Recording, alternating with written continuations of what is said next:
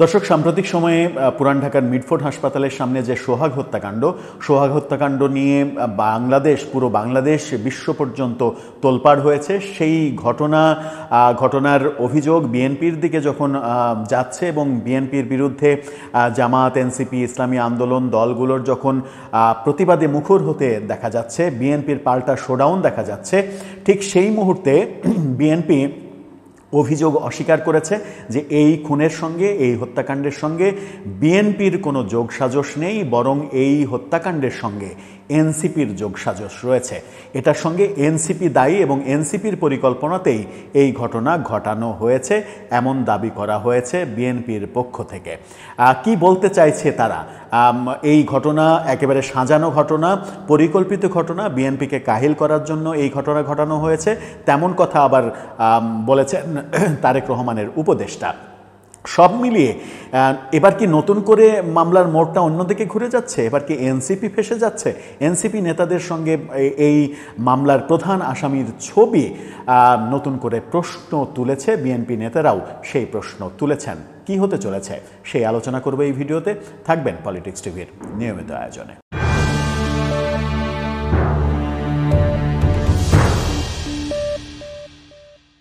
দর্শক, পলিটিক্স টিভির নিয়মিত ভিডিওগুলো স্পন্সর করছে প্রজাপতি.টিভি, নতুন ওটিটি প্ল্যাটফর্ম। আপনারা চাইলে ইউটিউবে, ফেসবুকে, ইনস্টাগ্রামে, টিকটকে দেখে নিতে পারেন। ডেসক্রিপশন বক্সে লিঙ্ক দেওয়া থাকবে, সেখান থেকেও আপনারা দেখে নিতে পারেন প্রজাপতির কার্যক্রম। চলে যাচ্ছি মূল ভিডিওতে। বলছিলাম, মিটফোর্ডের যে সোহাগ হত্যাকাণ্ড, সেটার সঙ্গে বিএনপির কোনো দায় নেই, বিএনপির কোনো সম্পর্ক নেই, এটার সঙ্গে এনসিপির সম্পর্ক রয়েছে, এমন কথা বলেছেন বিএনপির নেতা মির্জা আব্বাস সহ অনেক নেতাই বলার চেষ্টা করেছেন যে এটা এনসিপির পরিকল্পিত। অনেকে আবার বাড়িয়ে এটাও বলার চেষ্টা করেছেন যে এটা সরকারের একটা পরিকল্পনা, যেন নির্বাচনকে পিছিয়ে দেয়া যায়, নির্বাচন যেন বানচাল করা যায়, সেই চেষ্টা করা হচ্ছে। মির্জা আব্বাস যে কথাটা বলেছেন সেই শিরোনামটা আপনারা দেখে নিতে পারেন। তিনি বলছেন, মিটফোর্ডের ঘটনায় গ্রেপ্তার মাহিনের সঙ্গে এনসিপি নেতাদের ছবি রয়েছে, সেই ব্যাপারটা তিনি বলেছেন এবং সেখানেই তিনি বলছেন এই ঘটনায় গ্রেপ্তার হওয়া মাহিনের সঙ্গে জাতীয় নাগরিক পার্টির নেতাদের ছবি রয়েছে, বিএনপির কারো সঙ্গে ছবি নেই, বিএনপির সম্পর্ক নেই। এক অনুষ্ঠানে তিনি এই কথা বলেন এবং বিএনপির ভারপ্রাপ্ত চেয়ারম্যান তারেক রহমানের বিরুদ্ধে মিথ্যা ষড়যন্ত্র করা হচ্ছে, এমন কথাও বলেছেন। এই ঘটনার সঙ্গে বাস্তবে এবং সত্যিকার অর্থে বিএনপির কোনো সম্পর্ক নেই। তিনি বলেছেন, আমার কাছে একটা ছবি আছে, আমি দেখাতে পারবো না এই মুহূর্তে। এই ঘটনায় মাহিন নামের যে ছেলেটি ধরা পড়েছে, ওই ছেলের সঙ্গে এনসিপি নেতৃবৃন্দের ছবি রয়েছে, আমি দেখাতে পারি, আমি চ্যালেঞ্জ করে বলতে পারি। এদিকে বিএনপির যারা কর্মী নেতারা, তারা সামাজিক যোগাযোগ মাধ্যমে যে দুটো ছবি ভাইরাল করেছে, সেই দুটো ছবি আপনারা দেখে নিতে পারেন। সেই ভাইরাল করা সেই ছবি আসল কিনা, নাকি এআই দিয়ে তৈরি করা, নাকি হঠাৎ রাস্তায় দেখা হয়ে তারা ছবি তুলেছেন। নাহিদ ইসলাম এবং হাসনাত আবদুল্লার সঙ্গে এই মামলার যে প্রধান আসামি মাহিনের ছবি, সেই ছবি সামাজিক যোগাযোগ মাধ্যমে ভাইরাল করে দেওয়া হয়েছে এবং সেই ছবিটাকে কেন্দ্র করেই বলা হচ্ছে যে এটার সঙ্গে এনসিপির সংযুক্তি রয়েছে, এনসিপির সম্পর্ক রয়েছে এবং এনসিপি এই ব্যাপারে ষড়যন্ত্র করছে বিএনপিকে বিপদে ফেলার জন্য।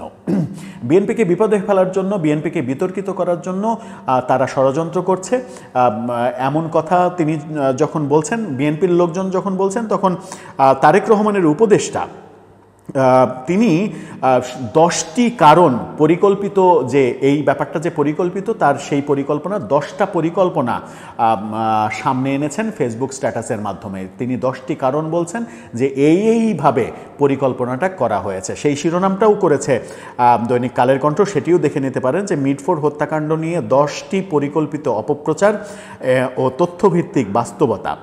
সেখানেই তিনি বলছেন, 1 নম্বরে, হত্যাকাণ্ডের ভিডিওতে যারা ইট ও পাথর দিয়ে নৃশংসভাবে মারতে দেখা গিয়েছে, তারাই কি বিএনপির বহিষ্কৃত নেতাকর্মী? উত্তরে তিনি বলছেন, না, তারা বিএনপির বহিষ্কৃত নেতাকর্মী নয়।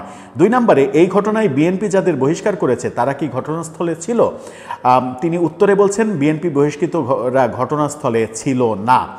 3 নম্বরে তিনি বলছেন, মর্মান্তিক ঘটনার সিসিটিভি ফুটেজে যাদের দেখা গিয়েছিল তাদের সবাইকে কি পুলিশ গ্রেপ্তার করেছে? উত্তরে তিনি বলছেন, ভিডিওতে ইট পাথর দিয়ে মারতে থাকা সন্ত্রাসীদের পুলিশ এখন পর্যন্ত গ্রেপ্তার করতে পারেনি। 4 নম্বরে তিনি বলছেন, চাঁদাবাজের কারণেই কি এই বর্বরতা? উত্তর তিনি বলছেন, পুলিশ এবং স্থানীয়রা নিশ্চিত করেছে এটি চাঁদাবাজির ঘটনা নয়। 5 নম্বরে তিনি বলছেন, হত্যাকাণ্ড নিয়ে নিহতের পরিবারের বক্তব্য কি?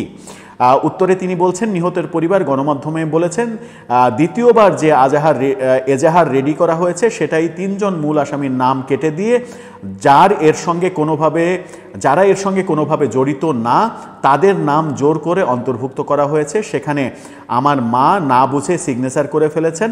যারা এই ঘটনার মূল হোতা তাদের বাদ দিয়ে নিরপরাধ আসামিদের অভিযুক্ত করা হয়েছে, অর্থাৎ এজাহার বদলে ফেলা হয়েছে এমন অভিযোগ করেছেন।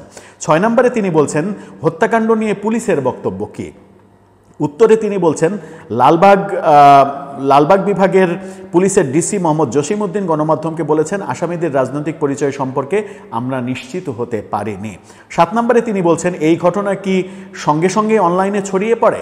উত্তরে তিনি বলছেন, না, পূর্ব পরিকল্পিতভাবে 9 জুলাই হত্যাকাণ্ডের পর 11 তারিখ শুক্রবার জুম্মার নামাজের পর বাংলাদেশের প্রাইম টাইমে ইন্টারনেটে ভিডিওটি তথ্য বিকৃতির জন্য ছড়িয়ে দেয়া হয়। অর্থাৎ জুম্মার নামাজের পর শুক্রবারে এটি পরিকল্পিতভাবে ছড়িয়ে দেওয়া হয় এমন তথ্য তিনি বলছেন। 8 নম্বরে তিনি বলছেন, হত্যাকাণ্ডকে কেন্দ্র করে যেসব ফটোকার্ড, ভিডিও ও ন্যারেটিভ আসতে থাকে সেগুলো কি প্রকৃত সত্য ঘটনা তুলে ধরে? উত্তরে তিনি বলছেন, পরিকল্পিতভাবে নির্দিষ্ট কিছু সোশ্যাল মিডিয়ার আইডিও পেজ থেকে আগে থেকেই তৈরি করে রাখা মিসলিডিং ফটোকার্ডগুলো অনলাইনে ছড়ানো হয়। তিনি ইনডাইরেক্টলি সেখানে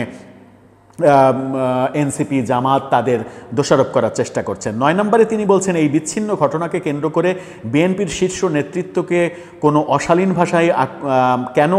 ভাষায় আক্রমণ করা হলো? এই প্রশ্নটাও করা হচ্ছে যে এই ঘটনাকে কেন্দ্র করে বিএনপির শীর্ষ নেতৃত্বকে কেন অশালীন ভাষায় স্লোগান দেয়া হলো, যে স্লোগানগুলো আমরা শুনছি খুবই বিরক্তিকর এবং কটু স্লোগান। 10 নম্বরে তিনি বলছেন, সরকার কি যথাযথ তদন্ত, বিচার এবং আইনশৃঙ্খলা পরিস্থিতির উন্নয়নের সক্ষমতা দেখাতে পারছে? খুবই গুরুত্বপূর্ণ একটা প্রশ্ন। লাস্টে তিনি বলেছেন, উত্তরে তিনি বলেছেন, রাজধানীর জনবহুল এলাকায় নৃশংসভাবে একজন মানুষকে হত্যা করার ঘটনা শুধুমাত্র আইনশৃঙ্খলা পরিস্থিতির শোচনীয় অবস্থাই নয়, বরং সার্বিক বিচারহীন সংস্কৃতির ভয়াবহ প্রতিফলন। অর্থাৎ সরকারের উপরে তিনি দায় চাপাচ্ছেন। সরকার যে বিচারহীনতার সংস্কৃতি চালু করেছে, সূচনা করেছে, সেই বিচারহীনতার সংস্কৃতির জন্যই আজকে এই ঘটনাটা ঘটছে।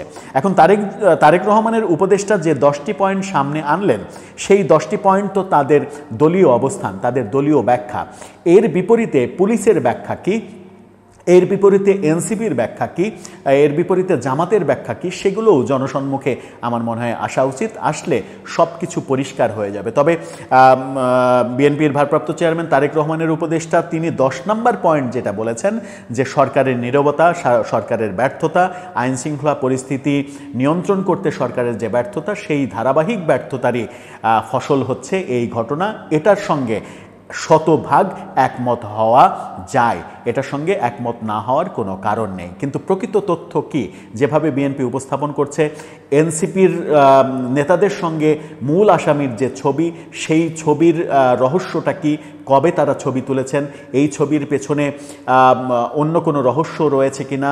একটি টেলিভিশন ইনভেস্টিগেশন রিপোর্টে আমরা দেখলাম, চ্যানেল 24-এর রিপোর্টে, সেখানে দেখলাম যে স্থানীয় একটি মেডিকেলের 4র্থ শ্রেণীর কর্মচারীদের অফিসে এই হত্যাকাণ্ডের পরিকল্পনা 2 দিন আগেই করা হয়, যেখানে ওই 4র্থ শ্রেণীর কর্মচারীর সভাপতি পর্যন্ত উপস্থিত ছিলেন। এবং সেখান থেকে তথ্য যেটা বলা হচ্ছে যে মাহিন এবং হত্যাকাণ্ডের শিকার হওয়া সোহাগ, তারা ব্যবসায়িক পার্টনার ছিলেন, ভালো বন্ধু ছিলেন, একসাথেই সব কাজকাম করতেন। মাস 2 হলো তাদের ব্যবসায় সমস্যা হয়েছে। সেই সমস্যার ঘটনাটা বাড়তে বাড়তে এই হত্যাকাণ্ডের পর্যায়ে চলে এসেছে। কোনটা সঠিক এখন সেটা তদন্তের মাধ্যমে বের করে আনা উচিত রাষ্ট্রের, খুব দ্রুত। নতুবা এই ঘটনা ঘটতেই থাকবে। এই ঘটনার বিচার না হলে, প্রকৃত তথ্য যদি জনগণ না জানে, তাহলে সন্ত্রাসীরা এতে থেকে আরও বেশি উৎসাহিত হবে। উৎসাহ এমনিই পাচ্ছে, মবকে যখন স্বীকার করা হচ্ছে না, মবকে যখন এক ধরনের পৃষ্ঠপোষকতা দেয়া হচ্ছে, তখন তো উৎসাহ সন্ত্রাসীরা পাচ্ছেই। এই কারণেই এর লাগাম টানা যাচ্ছে না সারা দেশে। এই ঘটনার পরেও কি ঘটনা থেমে আছে? সারা দেশে একের পর এক ঘটনা আমরা দেখতে পাচ্ছি। যে দেশে মসজিদে ঢুকে ইমামকে কুপানো হয়, সেই দেশে মানুষের নিরাপত্তা কোথায়? যে দেশে প্রায় 500, গত 10 মাসে 500 বার পুলিশের ওপরে আক্রমণ করা হয়, পুলিশ আক্রান্ত হয়, সে দেশে সাধারণ মানুষের নিরাপত্তা থাকবে না? এটাই তো স্বাভাবিক। দর্শক, আপনার কি মনে হয়? আপনার মতামত জানিয়ে লিখতে পারেন আমাদের কমেন্ট বক্সে।